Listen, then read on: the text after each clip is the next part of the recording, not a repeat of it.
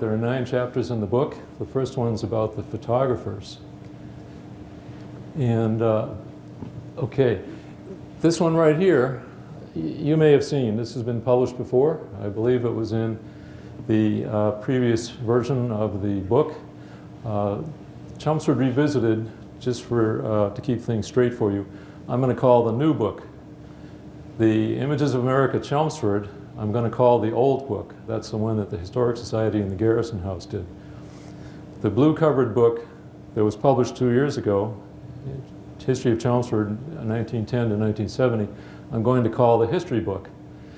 And George A. Parkhurst wrote a book in 1989 called Chelmsford, a Town and Its People, something like that. So I'm going to call that the George Parkhurst book. So I may make reference to those 4 fairly recent history books during the conversation, so I don't have to repeat the full title every time. New book, old book, history book, and George Parkhurst book.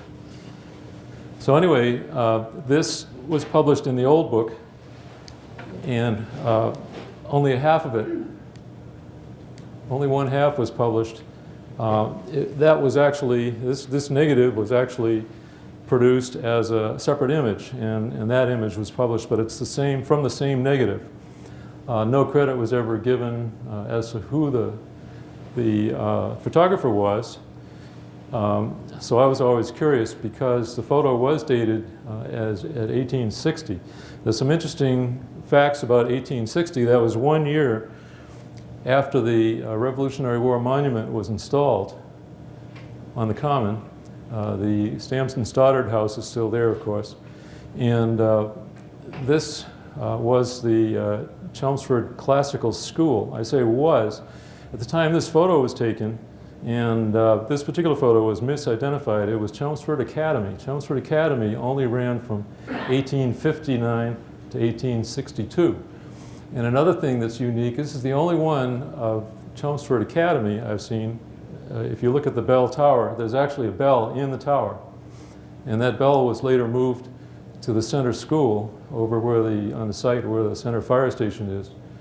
And after that building, after that building was taken down, the bell was stored somewhere, and in 1975, when the Bicentennial Commission took possession of the 1802 schoolhouse, it went to the 1802 schoolhouse. So you see the cupola in the schoolhouse, and that same bell that you see in this picture, you can see the mechanism for ringing it. I can't quite, well, it's possible you can see the bell. That bell is in the cupola, and in the Historic Commission right now we're discussing the possibility of reactivating the bell so people can ring it again. We're going to check with Peggy Dunn, who lives nearby, make sure it's not an annoyance, because if kids are ringing the bell, that might drive her up the wall. So if she says okay, we may fix the bell and you'll be able to hear it again. It's the same bell that was in Chelmsford Classical School, followed by Chelmsford Academy, followed by Center School, and now in the 1802 schoolhouse. So anyway, the next slide is the back side. And this particular slide, notice it was property of G. Thomas Parkhurst. Okay, so who is G. Thomas Parkhurst? Well, he's this fellow right here on the cover of the new book with the bowler hat. And this particular slide, 1860, which was a little bit before his time, was in his personal collection. And it only came to us, you can see from the accession number, in year 2000. So we had some pictures at the Historic Society that were the same as this 1960 print on the front of Center Common. But we didn't really know who it was until we got this particular version, which has S. Toll on the back. So now that tells us at least who the photographer is. And he was based in Lowell. Now, we found out S. Toll is Simon Toll. And he came from a family of 12. He grew up in Buxton, Maine. And during the research for this book, he had a sister by the name of Nancy who married George Gilchrist, who actually had the studio in Lowell where Simon Toll worked. So George Gilchrist and Nancy had a daughter, and guess who she married? Anybody ever hear of George C. Moore? No, okay. Well, you will learn over the next few years as more information comes out, he was the father of North Chelmsford. He's the man that built all those large brick mills that you see. He was responsible for the growth of the town from maybe 200 people to several thousand people. I can't put it any plainer than that. He's the one that made it all happen. And that was the financial dynamo in the town of Chelmsford, even though Center had the administrative and it was farming. The economic powerhouse was actually in North Chelmsford. Now this book is not about North Chelmsford. I mention it only because Simon Toll is related to George C. Moore. He was the in-house photographer for George C. Moore while he was actually building and operating those mills. We have some spectacular pictures of, that you're going to see, not this year, but in possibly about 3 years. He had another sister named Melissa. Oops, wrong button. He had a sister named Melissa who married a fellow by the name of George Tyler, and their great-great-grandson happens to live in Pelham, New Hampshire. He happens to be a genealogy buff, and he happens to be the parts manager at the Toyota place in Nashua. He went on Ancestry.com. He did a whole family tree, and it was through him that we got the family tree for Simon Toll, and actually got this picture and the one that you see in the book. I didn't put that one up here because it's already in the new book. So there's a collection right here in this building of photos. It's been called the Royal Shawcross Collection, and there are some small copies on the library website. And these are the most amazing photos of North Chelmsford. This is just one right here. This is the George C. Moore storehouse. And we had no information at all who the photographer was. And it turns out, because of the fellow Bill Johnston, who was related, he was great-great-grandson of George C. Moore, who actually contacted me out of the blue on the Historic Society website. He had a collection of photos from the George C. Moore family collection, and they were different. Most of them were different, but we happen to have one that's the same. This is the one that's in the library right here. This is the one he had in the George C. Moore family collection. Identical. The only difference is photographer is identified on the back. So this is like the Rosetta Stone. Simon Toll. There's about 150 pictures. So not only was he the father, was George C. Moore the father of the mills, his in-house photographer, Simon Toll, documented it. So far there's no interpretation and nobody knew until we started this project. So there's a lot of information now developing about North Chelmsford that's going to come out. So these are a couple of other items from the Moore family. This is actually a bag from the wool scouring mill and some wool. And this little boy here, we had no way to find out. That's George C. Moore Jr. Now, who's this guy? I found this card in the Historic Society. We didn't have an accession, and the reason I know that, BBH is Barrett Byam House. It just has a number. Kind of a mystery card. So it's Fred Spalding. Okay, he's from Chelmsford. He's a portrait and landscape photographer in Chelmsford. Okay. What's wrong here? Any ideas? His address, 3 Tyndall Square, opposite the Corn Exchange. Okay. It turns out he is in Chelmsford, England. So I figured, okay, I'll go on the internet. He sounds like he had a photographic studio, and he was, so let's see what we can find. Well, it turns out he wasn't just a photographer. He was the definitive photographer, kind of like Simon Toll with the mills. He was the main photographer in Chelmsford, England. It's really Chelmsford, Essex, UK, in today's parlance. He was also the mayor of Chelmsford. And when I started looking at this, does anybody know what happened in Chelmsford, England in 2012? I'll bet you don't. Well, now you're going to find out.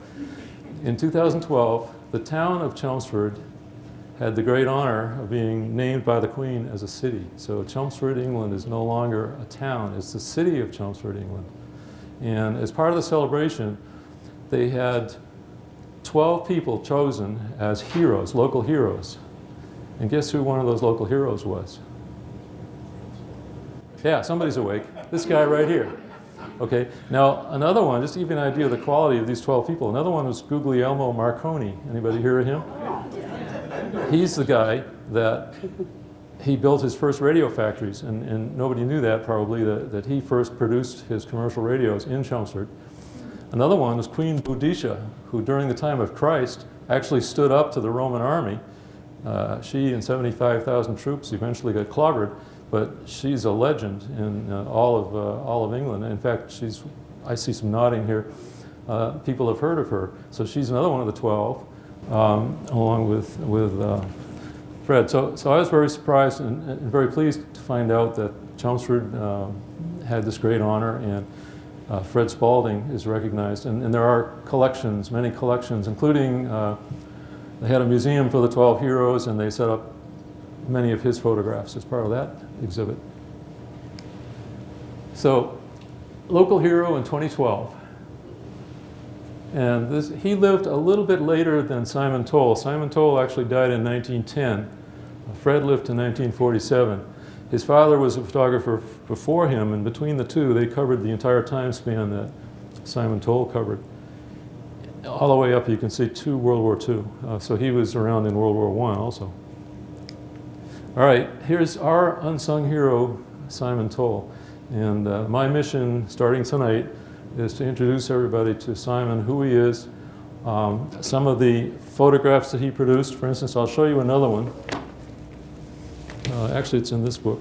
It's in the new book, right here in the beginning. Okay, this photo was taken in 1905 at Town Hall. And it turns out that Simon was the official photographer for the 1905 celebration. Even though Arthur Emerson took pictures during the event, all the pictures that were in the book that was published in 1905 were done by Simon Toll. And we have prints. We don't have the negatives, but we have the prints of those at the Historic Society. And one of them is in the book. Actually, there are two. There's another one further down in the book. So, introducing Simon Toll. So, this fellow right here is Arthur Emerson, okay? Now the story is Willis Parkhurst, who lived at 78 High Street. And just so that you know who Willis is, he's this guy sitting on the ground right here. And he's also the guy that's taking this picture. And if you look over on the other side, you can actually see the pneumatic tube, and that operates the shutter. He's holding the bulb over here in his right hand. So he's taking this picture of Arthur Emerson, who's another of our photographers, and he's taking a picture of this cow. Now, his sister, Susie Emerson, was a teacher. A lot of people have heard Susie Emerson. She's the one that initiated the planting of the beech tree on the Common in 1891. She was a teacher, and her classes, the classes were all mixed together, the high school classes at the time. She initiated it. They went to Edwin H. Warren down on Boston Road, 77 Boston Road. He had a nursery out back, and they bought the beech tree stock and planted it on the Common. And of course, you've all seen the beech tree in its later stages of life and its recent disappearance. But Susie, in her memoirs in the 1930s, wrote that Arthur Emerson had made a camera from scratch. He built it with wood. He had a commercial lens, and she mentioned a bellows, although you can't see any bellows. So here's a closer view, and you can see here, this looks like an ordinary drawer pull, and it looks like ordinary slabs of wood. And he's got a button here. It looks like he's holding a shutter button on top, and this is a light tight plate. So he's removed the plate from the glass slide to allow it to be exposed, and now he's pushed the shutter. And excuse me, searching as much as I can, I haven't found a picture of that cow yet that he took with that camera. So now everybody's heard of a selfie, right? No, some people haven't. Well, a selfie, just to demonstrate, that's when you take a camera or your cell phone and you line it up with your hand at a distance and take a picture of you and a whole room full of your new best friends. Okay? Oh, nice picture. So Arthur was an expert at the selfie. He did it. He didn't have the name for it, but I'll just go through these pretty quick here. This is Arthur and Emma Parkhurst. Oh, you say, who's Emma Parkhurst? Okay. Emma Parkhurst is right here behind G. Thomas Parkhurst. It looks like she has the top of a chair sticking out of her head, but it's really a chair. And that's Emma. And she was Arthur's lifelong girlfriend, from what I can tell, but they never married. Not sure why. There was a lot of that going around. Like Susie Emerson didn't marry because she was a teacher, and at that time they weren't allowed to marry, or you lose your job. Now Emma worked, she worked at Parkhurst's store down on the Common on 2 Chelmsford Street. I can't figure out a reason why they didn't get married. Arthur was about 10 years older. So here's a selfie. They're reading Illustrated American magazine. Here's a selfie. Arthur's fishing. He was a sportsman. He liked to hunt and fish. Here's a selfie. They're playing backgammon. Here's a selfie. They went out for a ride. And up here, up here, you can see the carriage. Very nice carriage that they rode out to this scenic spot and set up the camera. I wonder if Emma was a little bit annoyed in all the time it took for Arthur to... It wasn't like you could pull a cell phone out of your pocket. You know, this was a major setup job to take this selfie. This one is a family picnic, and this is Willis, the photographer, and his sister Bertha, who's also on the cover of the new book, and that's Emma and Arthur. And they liked Moxie at that time. And so they had a lot of good picnics, a lot of good times. This is my favorite shot. This is, I think this is Willis over here and Bertha, and that's Emma and Arthur on the boat. Would you risk a camera like this in a rowboat? That's question number one. Question two is, could you hold the rowboat still enough for the long exposures you needed for glass slides? So, unanswered questions.